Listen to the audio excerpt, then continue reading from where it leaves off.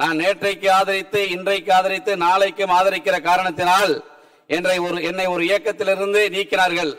தமிழ்நாட்டு மக்களை காப்பாற்ற இருக்கிற நம்முடைய முதலமைச்சர், தமிழ்நாட்டு மக்களை பாதுகாக்க இருக்கிற நம்முடைய முதலமைச்சர் என்னை மட்டும் காப்பாற்றாமல் விட்டு விடுவாரா, என்னை மட்டும் ஆதரிக்காமல் விட்டு விடுவாரா என்கிற என்னுடைய நோக்கத்தை இந்த நேரத்தில் நான் தெரிவித்துக் கொள்ள கடமைப்பட்டிருக்கிறேன். நம்முடைய முதலமைச்சர் ஆட்சி பொறுப்பேற்று 4 நாள் தான். எப்படி வேணாலும் சிரிச்சிட்டு போட்டோம், அது வேற. நம்முடைய முதலமைச்சர் ஆட்சி பொறுப்பேற்று 4 நாள் தான்.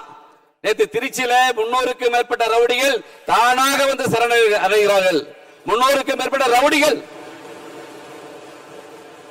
திரு ஜோசப் விஜய் அவர்கள் இந்த நாட்டினுடைய முதலமைச்சராக பதவியேற்று விட்டார். எங்களை ஒன்றும் செய்து விடாதீர்கள்.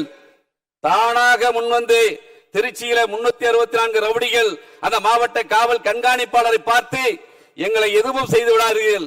ஒரு கரிஸ்மாட்டிக் லீடர் தமிழ்நாட்டுக்கு கிடைத்து விட்டார், ஒரு நல்ல தலைவருக்கு தமிழ்நாட்டுக்கு கிடைத்து விட்டார், எங்களை எதுவும் செய்து விடாதீர்கள்.